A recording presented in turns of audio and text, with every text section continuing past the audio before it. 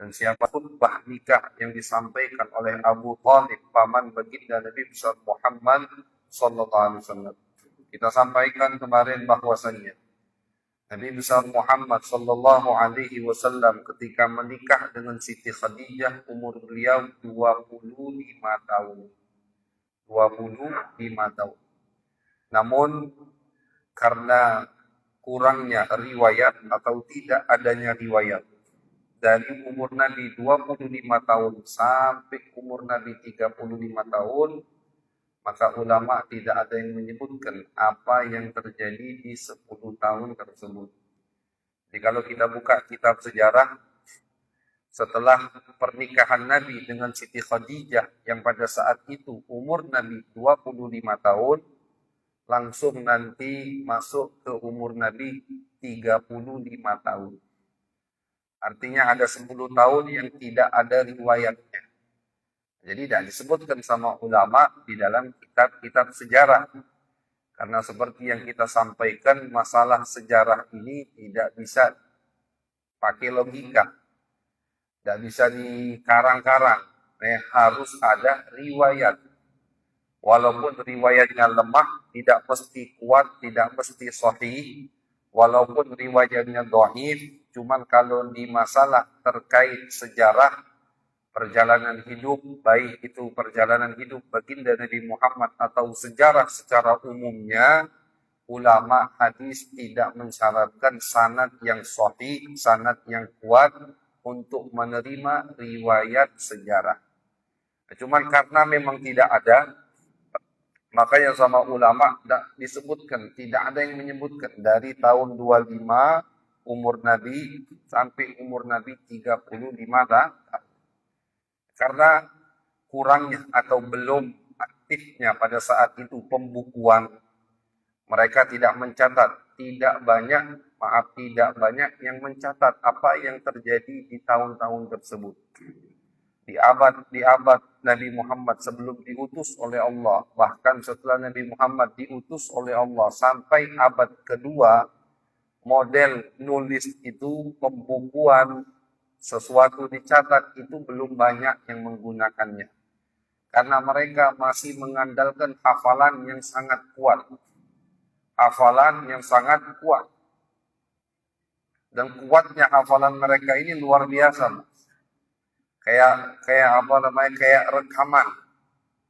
Jadi bisa, bahkan banyak dari mereka yang satu kali dengar langsung hafal. Ini sampai ke abad ketiga, sampai ke abadnya Al-Imam Bukhari. Imam Bukhari itu sekali dengar langsung hafal. Sekali dengar langsung hafal. Pernah beliau suatu hari ketika tiba di kota Baghdad. Imam Bukhari belum pernah datang ke Baghdad, tapi namanya sudah terkenal di Baghdad. Terkenal, ada anak muda, masih muda beliau. Jadi diriwayatkan pada saat itu jenggotnya saja belum tumbuh. Belum tumbuh jenggot. Ada anak muda yang namanya Bukhari terkenal dengan periwayatan hadis. Mau masuk ke kota Baghdad. Akhirnya 10 dari ulama hadis kota Baghdad ada yang sekongkol, ayo kita tes Bukhari. Benar atau tidak? Memang kuat hafalannya. Akhirnya ketika Imam Bukhari datang disambut sama 10 ulama hadis. Setiap satu ulama hadis ini menyebutkan, meriwayatkan di hadapan Bukhari 10 hadis beserta sanadnya. 10 hadis beserta sanadnya. Sanad itu Pak, perawi-perawinya. Artinya nama-nama sampai ke Nabi. Setiap satu ulama 10 hadis. Berarti kalau 10 ulama 100 hadis. Dan mereka sengaja diacak hadis dan sanadnya ini. Ditukar-tukar. 10 sanad, 10 hadis yang dibacakan oleh nomor 1 itu hadisnya punya nomor 9. Diacak-acak pokoknya. Akhirnya mereka bacakan ke Imam Bukhari. Imam Bukhari mendengarkan dari awal sampai akhir 100 hadis. Kata Imam Bukhari, hadis yang barusan kalian sampaikan sanad yang barusan kalian sebutkan, itu aku tidak ada yang tahu. Sama sekali aku baru dengar, kata Bukhari. Akhirnya mereka kira Bukhari nyerah. Dalam hati mereka, oh ini cuma terkenal saja. Tapi nyatanya tidak seperti yang dibicarakan. Tong kosong nyaring bunyinya. Dikira Imam Bukhari seperti tong yang kosong. Akhirnya kata Imam Bukhari, tapi yang aku tahu, sanad yang tadi atau hadis yang tadi kamu bacakan, jadi mulai dikoreksi sama Bukhari. Dari ulama nomor 1 sampai ulama nomor 10. Mulai dikoreksi sama Bukhari. Sanadmu, wahai fulan, ulama nomor 1. Hadis pertama itu bukan sanadnya. Sanadnya ada di ulama yang nomor 7, hadis kelima. Dibulak balik lagi sama Bukhari. Al-Imam Ibnu Hajar Al-Asqalani ketika beliau meriwayatkan cerita ini, kata Imam Ibn Hajar, yang paling luar biasa dari Bukhari dalam cerita ini, bukan hanya dia bisa mengoreksi 100 sanad yang salah, bukan. Tapi yang paling luar biasa dari Imam Bukhari dalam cerita ini, kata Al-Imam Ibnu Hajar, yaitu Bukhari langsung hafal 100 sanad yang dikarang tadi. Kan sekali dengar cuman. Ngetes 10 ulama ini, 100 hadis, 100 sanad.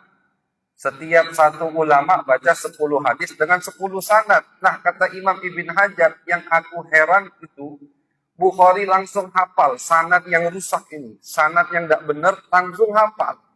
Dan langsung bisa dikoreksi. Imam Bukhari tidak minta ulangi, coba kamu ulangi sanadmu, tidak. Langsung dikoreksi sama Al-Imam Bukhari. Ini di abad ketiga. Bagaimana dengan ulama abad kedua? Bagaimana dengan ulama abad pertama, yaitu para sahabat baginda Nabi besar Muhammad sallallahu alaihi wasallam. Nah, jadi kita jangan terbawa arus atau kita meragukan kitab hadis kita ketika ada suara-suara yang mengajak untuk kita tidak percaya dengan kitab-kitab hadis yang kita miliki. Sahih Bukhari, Sahih Muslim. Karena ada kelompok-kelompok dari luar Islam yang ingin menghancurkan kepercayaan umat Islam terhadap hadis baginda Nabi Muhammad SAW, sehingga mereka rasuki pikiran kita dengan alasan, oh hadis itu kan dicatatnya di akhir abad pertama, awal abad kedua. Jarak dicatatnya hadis dari Nabi meninggal 100 tahun. Apa kalian yakin itu hadis betul hadis Nabi? Nah, ini orang yang tidak paham sejarah. Kalau kita baca sejarah, memang penulisan belum diandalkan di abad pertama, abad kedua, abad ketiga. Mereka masih mengandalkan hafalan. Imam Bukhari, Al-Imam Abu Hurairah, maaf bukan Bukhari, Abu Hurairah, sahabat Nabi. Abu Hurairah pernah dapat doa dari Nabi Muhammad SAW. Kata Abu Hurairah, ya Rasulullah, aku sekarang ini kenapa sekali dengar hadismu tidak langsung hafal? Tolong doakan ya Rasulullah. Jadi ngeluh ke Nabi, sekali dengar tidak langsung hafal. Sekali dengar tidak langsung hafal, ngeluh. Apalagi saro, kata Abu Hurairah. Akhirnya kata Nabi Muhammad, wahai Abu Hurairah, ubsud rida'an, bentang serbanmu. Dibentang sama Abu Hurairah, kemudian Nabi angkat tangan. Nabi berdoa, setelah Nabi berdoa seakan-akan Nabi meletakkan sesuatu di serbannya Abu Hurairah. Lipat wahai Abu Hurairah, dilipat sama Abu Hurairah. Taruh di dadamu wahai Abu Hurairah, ditaruh sama Abu Hurairah di dada. Kata Abu Hurairah, dari saat itu sampai sekarang ketika beliau menceritakan hadis tersebut, aku tidak pernah lupa apa yang aku dengar dari baginda Nabi Muhammad sallallahu alaihi wasallam. Sayyidina Ali bin Abi Thalib juga begitu. Ketika beliau sekali dengar tidak langsung hafal, datang ngadu ke Nabi. Diajari sama Nabi sholat penguat hafalan. Ada itu, Pak. Jadi kalau kita punya anak yang lagi susah ngapal, misalkan ngadu ke kita, suruh dia sholat penguat hafalan. Disunnahkan di malam Jumat dilakukannya 4 rakaat. Baca surat Yasin, As-Sajdah, Tabarak, Ad-Dukhan. 4 rakaat, 2 salam. Niatnya sholat penguat hafalan. Itu niatnya. Diriwayatkan oleh Sayyidina Ali bin Abi Thalib dari baginda Nabi Muhammad sallallahu alaihi wasallam. Al-Imam Syafi'i yang kita ikuti mazhabnya. Beliau itu sekali lihat langsung hafal. Sekali lihat langsung hafal. Saking takutnya beliau, hafalannya kacau. Kalau beliau menghafal dari kitab, halaman kedua itu ditutup. Kalau yang mau dihafal halaman pertama. Takutnya halaman pertama belum selesai dihafal, ngelirik ke halaman kedua langsung hafal. Jadi kayak jepret foto. Ditutup halaman kedua, yang dilihat hanya halaman pertama. Takut kalau kelirik halaman kedua, akhirnya campur aduk hafalannya. Dan beliau juga pernah ngadu ke gurunya, susah hafalannya, yaitu sekali lihat tidak langsung hafal. Jadi memang orang-orang di abad pertama, kedua, ketiga, dan sebelum abad Islam, sebelum zaman diutusnya baginda Nabi Muhammad Sallallahu Alaihi Wasallam, mereka tidak mengandalkan pembukuan atau penulisan. Yang mereka andalkan adalah hafalan. Tapi negatifnya hafalan atau nilai kurangnya hafalan, yaitu kalau tidak diriwayatkan atau tidak perhatian dalam periwayatannya, maka cerita akan hilang. Cerita akan hilang. Seperti tahun-tahun sebelum diutusnya baginda Nabi besar Muhammad Sallallahu Alaihi Wasallam. Kita kemarin baca umur Nabi 25 tahun ketika menikah dengan Siti Khadijah. Sekarang yang disebutkan sama ulama di kitab-kitab sejarah, umur Nabi 35 tahun. Jadi ada kekosongan 10 tahun dari perjalanan hidup baginda Nabi Muhammad SAW. Tentu ini ketika beliau sebelum diutus oleh Allah Subhanahu wa Ta'ala. Umur Nabi 35 tahun. Apa yang terjadi? Ketika Nabi berusia 35 tahun, bina'ul bait. Yang dicatat sama ulama, yang terjadi ketika usia Nabi 35 tahun, yaitu pembangunan Ka'bah. Pembangunan Ka'bah.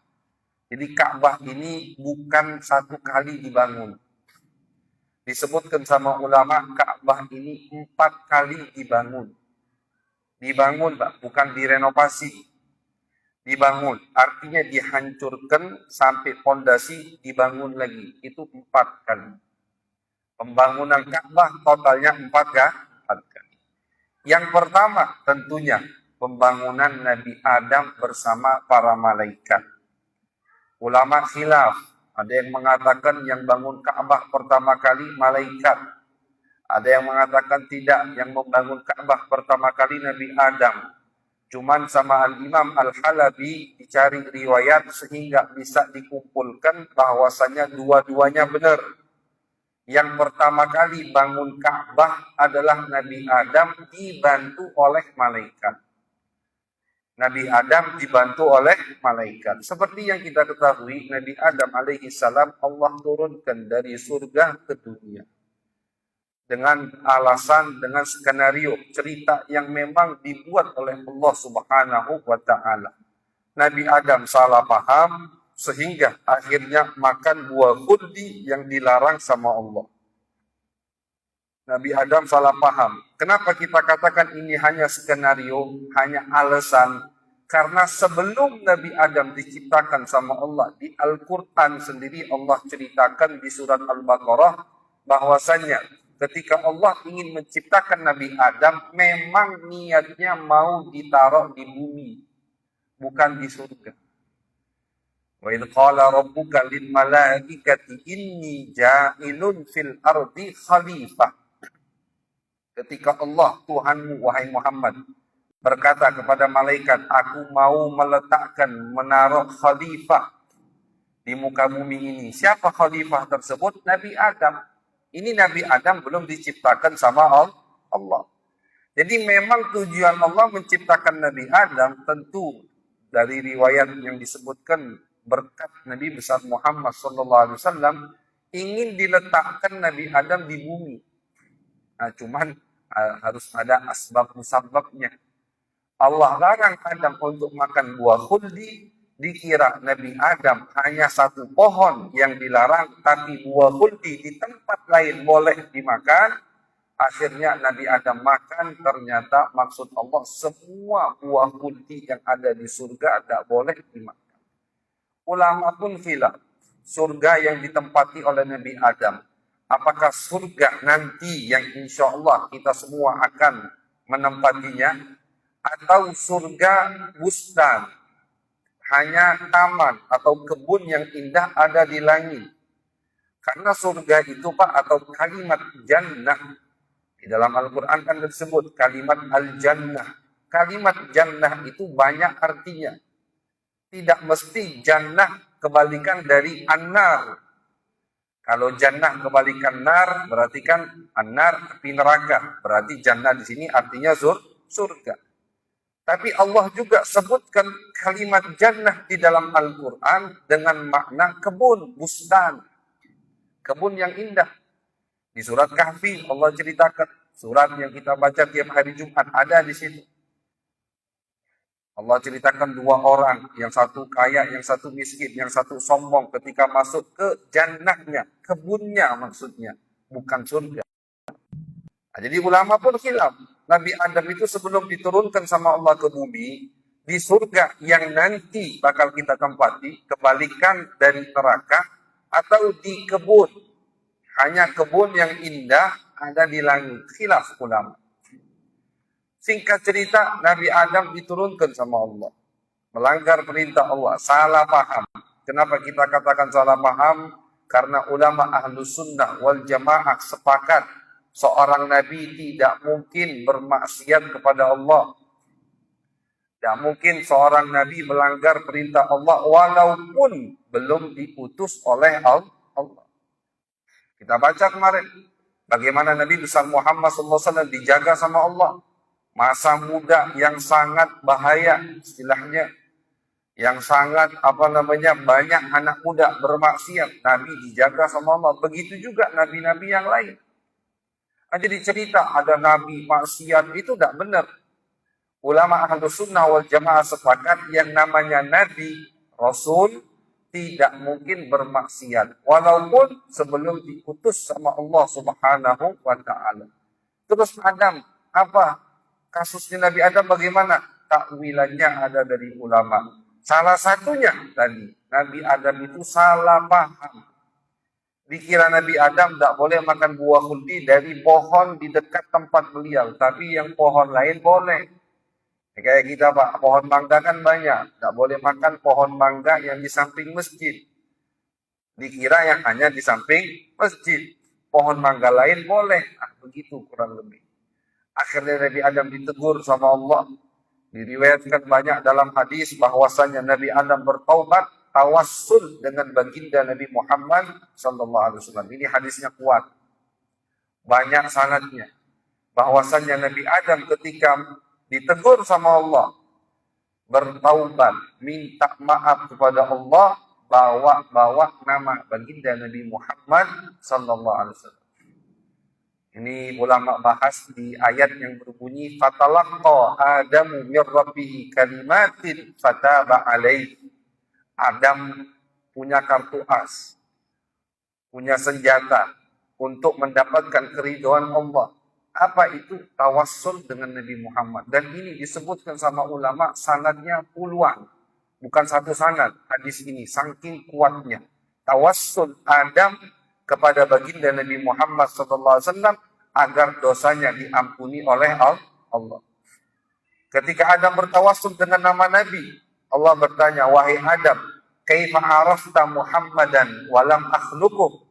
Bagaimana kamu tahu Muhammad padahal belum aku ciptakan Muhammad?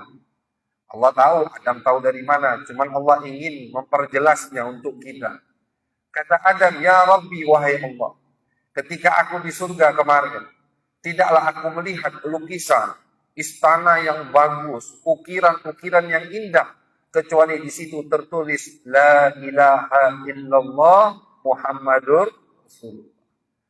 Jadi lukisan di surga, kaligrafi di surga itu La ilaha illallah Muhammad Rasulullah. Setiap ada namamu, pasti kau ganding ke nama Muhammad. Tidak pernah kau pisah. Tiap ada la ilaha illallah, pasti ada Muhammad Rasulullah. Maka aku yakin, ya Allah, Muhammad ini pasti makhluk yang paling engkau cintai. Nah, makanya dipakai sama Nabi Adam untuk mendapatkan keridhaan Allah, dimaafkan kesalahannya oleh Allah. Tawassul Nabi Adam dengan Nabi Muhammad SAW. Kata Allah, "Na'am wahai Adam, iya betul. Muhammad adalah keturunanmu nanti. Makhluk yang paling aku cintai. Kalau bukan karena Muhammad, ma khalaqtuk. Laula Muhammad, ma khalaqtuk. Kalau bukan karena Muhammad, kamu tidak akan aku ciptakan."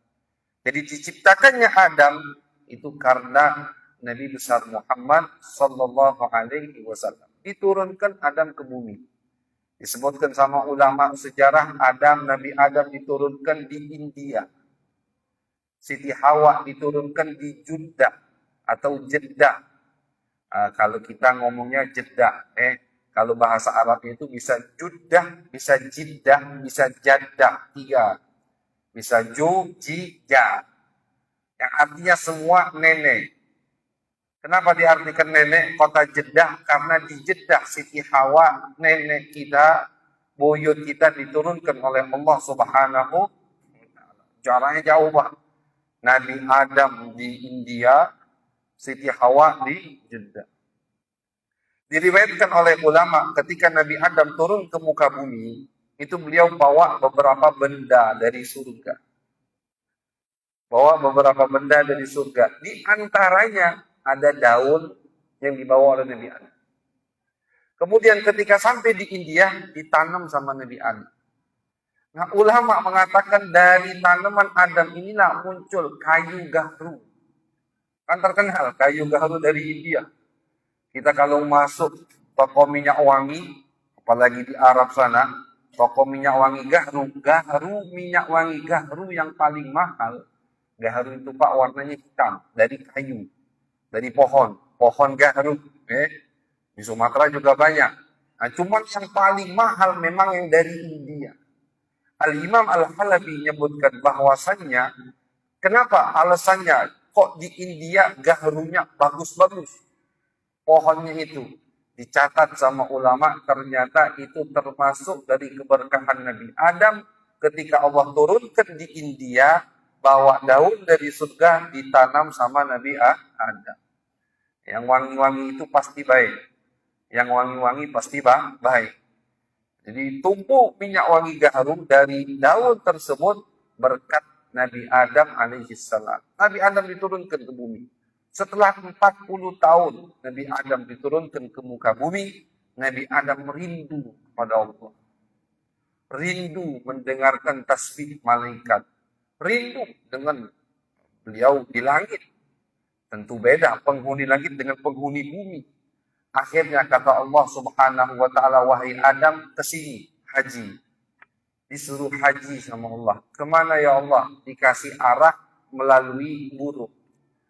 Diriwayatkan burung ini terbang dan diikuti oleh Nabi Adam alaihissalam. Nabi Adam ini Pak pas turun ke bumi tingginya itu 30 meter.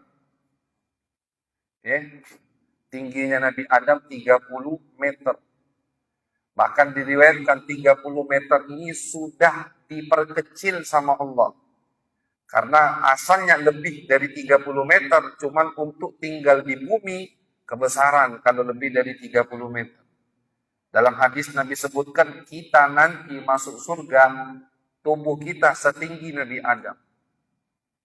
30 meter. Nah, nikmat surga banyak Pak. Kalau badan kecil cepat kenyang selesai. Makanya besar-besar ke surga. 30 meter. Tinggi kita semua nanti rata. Umurnya seperti umur Nabi Isa. Tampannya seperti tampan Nabi Yusuf.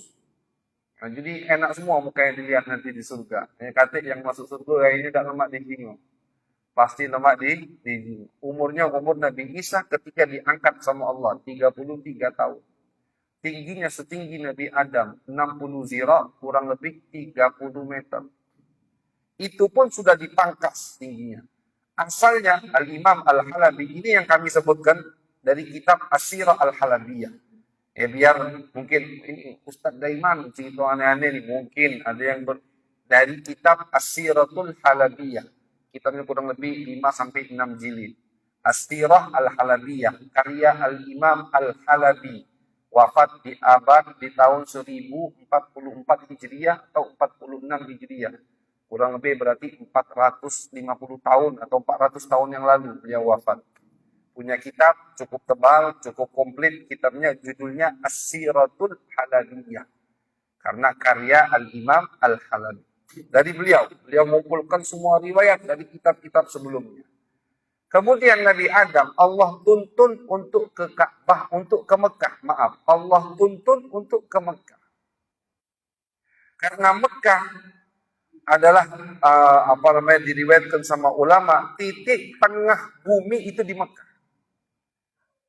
Bumi kita ini tengah-tengahnya di mana? Di Mekah. Tengah-tengah bumi di Mekah. Dan tanah yang di Mekah, tanah Ka'bah itu, walaupun sebelum ada Ka'bah, sudah dimuliakan sama Allah. Kan belum ada Ka'bah. Karena pertama kali yang bangun Ka'bah, Nabi Adam alaihissalam. Walaupun belum ada Ka'bah, tanah itu sudah dimuliakan sama Allah, dijaga. Kenapa dijaga? Karena tanah itu titik tengah bumi, kemudian ke atasnya, setiap langit itu ada Ka'bah. Setiap langit ada Ka'bah. Tawaf malaikat. Langit pertama, langit kedua. Tempatnya sama. Jadi istilah kata ulama, kalau ada satu batu jatuh dari Baitul Ma'mur. Baitul Ma'mur ini di langit keempat. Nanti diceritakan sempat di bumi Baitul Ma'mur. Kalau Baitul Ma'mur, batu dari Baitul Ma'mur jatuh, tepat jatuh di atas Ka'bah. Di tengah-tengah. Itu Kepojok itu tempat mulia semua, sampai ke langit pertama, langit kedua, sampai langit ketujuh, sampai Baitul Ma'mur di atas langit ketujuh. Tempat mulia. Nabi Adam dituntun sama Allah untuk ke Mekah. Waktu itu Mekah belum jadi tanah haram. Mekah itu jadi tanah haram nanti di zaman Nabi Ibrahim alaihissalam. Mekah belum jadi tanah haram, tapi sudah jadi tanah yang mulia, tempat Ka'bah. Dituntun Nabi Adam sampai ke Ka'bah atau di lokasi untuk bangun Ka'bah. Di situ Allah perintahkan Nabi Adam untuk membangun pondasi Ka'bah. Nabi Adam bangun pondasi Ka'bah, yang bawa bebatuannya malaikat dari pegunungan yang ada di sekitaran Makkah. Bahkan diriwayatkan sama ulama sampai ngambil batu dari gunung di Syam dan gunung At-Tur. Gunung Tur itu ketika Nabi Musa diajak bicara sama Allah, Nabi Musa dipanggil sama Allah untuk ke Jabal At-Tur, Gunung Tur yang ada di Syam, ada di Palestina. Dari situ, dari gunung-gunung, dari bebatuan dari gunung di bumi, malaikat sudah diunjal sama malaikat. Diunjal sama malaikat, diberikan kepada Nabi Adam yang membangun, meletakkan pondasi. Makanya kalau ada riwayat yang menyebutkan pertama kali yang bangun Ka'bah malaikat, betul. Ada juga riwayat yang menyebutkan pertama kali yang bangun Ka'bah Nabi Adam juga betul. Dua-duanya betul. Karena mereka bangun bareng-bareng. Nabi Adam dan malaikat. Dibangunlah sama Nabi Adam pondasi Ka'bah. Pondasi. Hanya pondasi di zaman Nabi Adam. Setelah pondasi dibangun, Allah turunkan Baitul Ma'mur ke bumi. Ka'bahnya langit, Allah turunkan ke bumi di posisi Ka'bah kita sekarang. Nah, jadi di zaman Nabi Adam belum dinaikkan bangunannya, makanya nanti itu di zaman Nabi Ibrahim pembangunan Ka'bah yang kedua. Karena kita tadi sampaikan ada 4 kali pembangunan Ka'bah. Ini yang pertama masih. Jadi Nabi Adam hanya membangun pondasi. Sekiranya bisa diletakkan di atasnya bangunan, selesai dibangun, Allah turunkan Baitul Ma'mur. Jadi persis diletakkan sama ulama bentuknya kayak Ka'bah, cuman ini dari surga, Pak. Ini dari langit sana. Puluhan tahun ini ada di bumi. Allah turunkan Hajarul Aswad yang sampai sekarang ada. Nah, Hajar Aswad ini cuman ketika turun, Hajar Aswad itu Pak batu putih, bukan hitam. Cuman kan namanya Hajar Aswad. Aswad kan artinya hitam. Sebetulnya bentuknya Hajar Aswad itu putih, hitam. Ketika pertama kali turun ke bumi, Hajar Aswad menerangi seluruh penjuru bumi dari surga. Kemudian Allah tutup, Allah berkurang, Allah kurangi keterangannya. Nah makin tahun kata ulama makin hitam. Hitamnya ini karena Hajar Aswad menyerap dosa-dosa umat manusia. Hajar Aswad dari bumi. Maqam Ibrahim yang sampai sekarang masih ada. Itu juga dari langit. Maaf, Hajar Aswad dari langit. Maqam Ibrahim juga dari langit. Jadi dua turun bersama bangunan dari atas langit yang bernama Baitul Ma'mur turun diposisikan sama Allah di atas fondasi yang dibangun sama Nabi Adam. Kemudian Allah turunkan Hajar Aswad, Allah turunkan Maqam Ibrahim. Dua ini sampai sekarang masih ada. Itu dari surga itu. Maqam Ibrahim itu sekarang ditutupi kayak pakai kaca-kaca ini. Dan Hajar Aswad. Inilah Ka'bah di zaman Nabi Adam. Bukan bangunan seperti sekarang. Baitul Ma'mur jadi bangunan dari langit diturunkan ke bumi. Tawaf Nabi Adam, haji tiap tahun. Balik ke India. Nabi Adam pulang ke India. Nah, makanya diriwayatkan Nabi Adam haji selama hidupnya hampir 40 kali jalan dari India. 40 kali jalan dari India. Umrohnya puluhan kali jalan dari India. Jalan beliau. Jadi beliau tidak tinggal di Mekah atau tidak tinggal di Ka'bah, di dekat Ka'bah Nabi Adam, tidak. Balik ke India. Bolak-balik dari India ke Mekah untuk haji, tawaf, mengelilingi rumah yang mulia yang diturunkan sama Allah ke muka bumi di zaman Nabi Adam. Sampai kapan ini bangunan ada? Sampai zaman Nabi Nuh alaihissalam. Sampai zaman Nabi Nuh bangunan ini masih ada. Nah, mulai seperti yang sempat kita bahas kemarin, bahwasanya di zaman Nabi Nuh pertama kali ada manusia yang menyembah berhala, mulai sesat umat manusia. Zaman Nabi Adam semua menyembah Allah sampai ke zaman Nabi Nuh, jaraknya 1000 tahun. Jaraknya 1000 tahun, 10 abad. Dari Nabi Adam ke Nabi Nuh jaraknya 10 abad alias 1000 tahun. Di zaman Nabi Nuh, ketika banyak yang musyrik, banyak menduakan Allah, banyak yang nyembah berhala, akhirnya Allah putus Nabi Nuh alaihissalam. Nabi Nuh berdakwah kurang lebih 950 tahun, tapi tidak ada yang beriman kecuali dikit dari kaumnya. Allah murka, Allah suruh Nabi Nuh buat kapal, sehingga Allah kirimkan hujan, dan mata air Allah pancarkan dari muka bumi. Jadi di zaman Nabi Nuh itu hujan deras bukan, hujan deras badai dari bumi juga Allah keluarkan mata airnya. Tenggelam zaman Nabi ini zaman Nabi Nuh ini Pak sedunia. Zaman Nabi Nuh ini sedunia tenggelam. Nah makanya sebelum Allah turunkan azab di zaman Nabi Nuh kan naik kapal bersama orang-orang yang beriman. Diriwayatkan yang iman cuma 80 orang. Dakwahnya alfasanatin illa khamsina ama. Di Al-Quran Allah ceritakan. Dakwahnya Nabi Nuh sebelum naik kapal 1000 tahun kurangi 50 tahun kata Allah. Artinya 950 tahun. Dakwahnya itu Pak 950 tahun. Yang iman cuma 80 orang. Yang iman akhirnya Nabi Nuh itu bangun kapal di tengah gurun pasir. Makanya Nabi Nuh dihina-hina terus. Orang kan bangun kapal di pesisir, di samping sungai, kan begitu. Nabi Nuh bangun kapal di tengah padang pasir. Perintah dari Allah, dibangun sama Nabi Nuh. Tak tahu macam mana, pokoknya Allah nyuruh bangun kapal. Pertama kali pencetus pembangun kapal Nabi Nuh.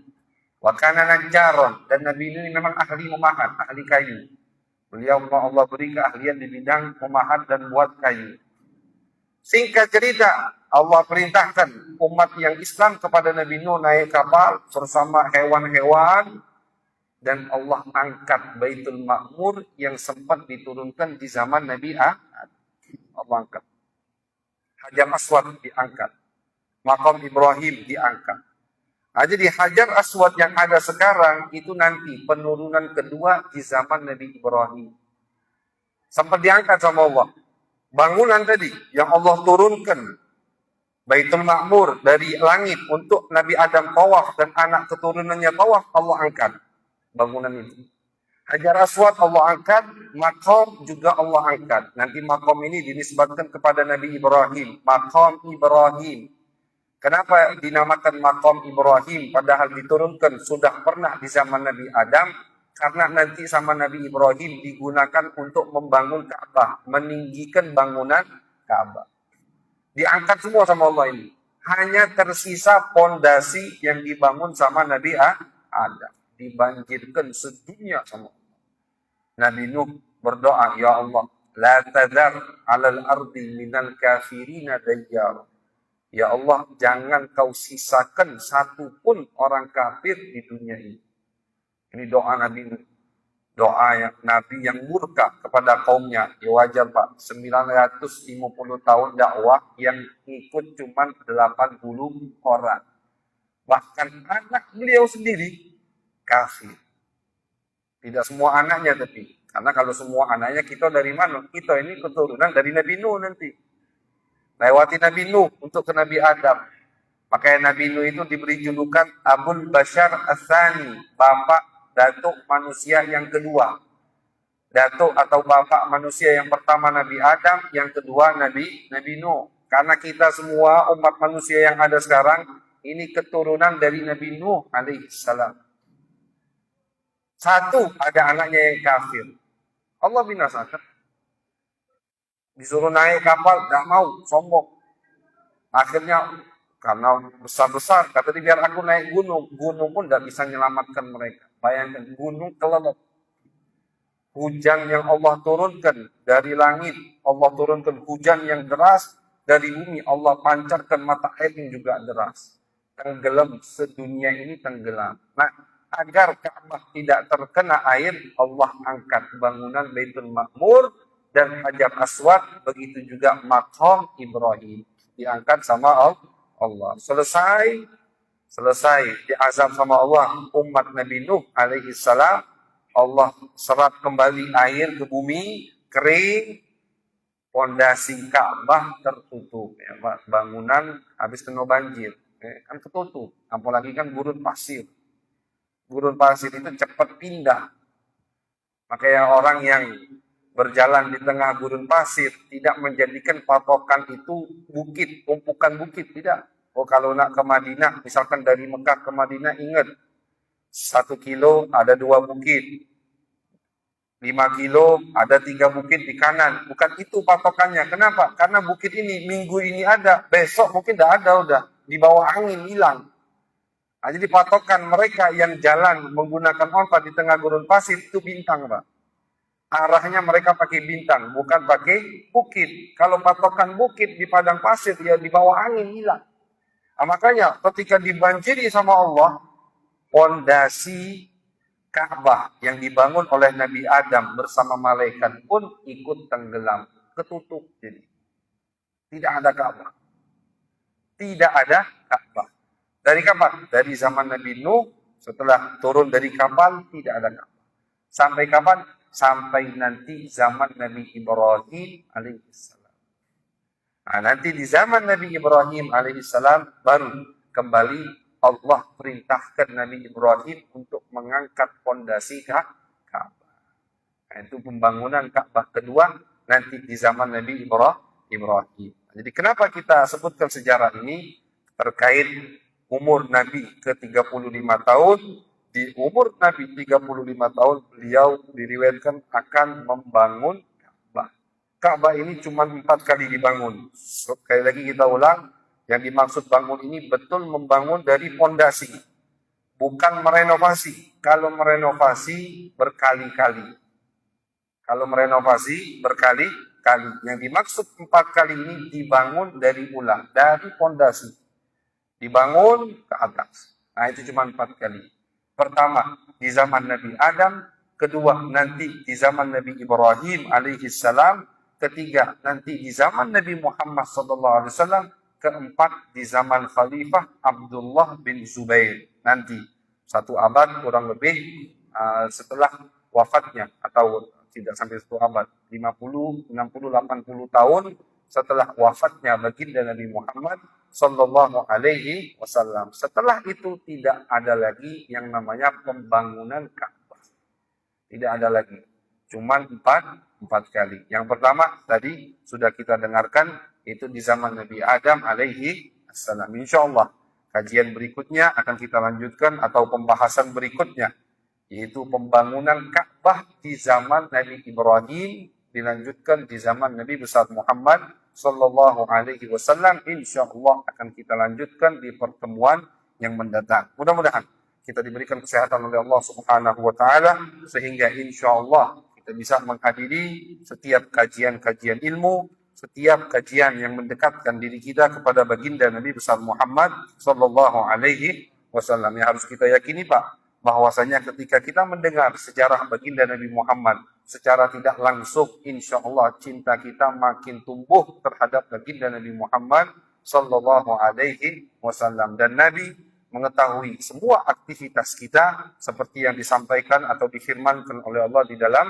Al-Quran. Dan insya Allah aktivitas yang paling menyenangkan beliau ketika beliau melihat umatnya mau mendengar, mau mempelajari, mau dekat dengan beliau. Itu insya Allah yang paling membanggakan dan paling menyenangkan hati baginda Nabi besar Muhammad Sallallahu Alaihi Wasallam. Mudah-mudahan kita bisa menyenangkan hati Nabi, membanggakan hati baginda Nabi besar Muhammad Sallallahu Alaihi Wasallam, sehingga insya Allah kelak di akhirat kita pantas untuk mendapatkan syafaat baginda Nabi Muhammad Sallallahu Alaihi Wasallam. Amin ya rabbal alamin. Allahumma aghnina bil ilm wa zayyinna bil hilm wa akrimna bit taqwa wa jammilna bil afiyah. ربنا تقبل منا إنك أنت السميع العليم وتب علينا إنك أنت التواب الرحيم صلى الله على سيدنا محمد وعلى آله وصحبه وبارك وسلم والحمد لله رب العالمين.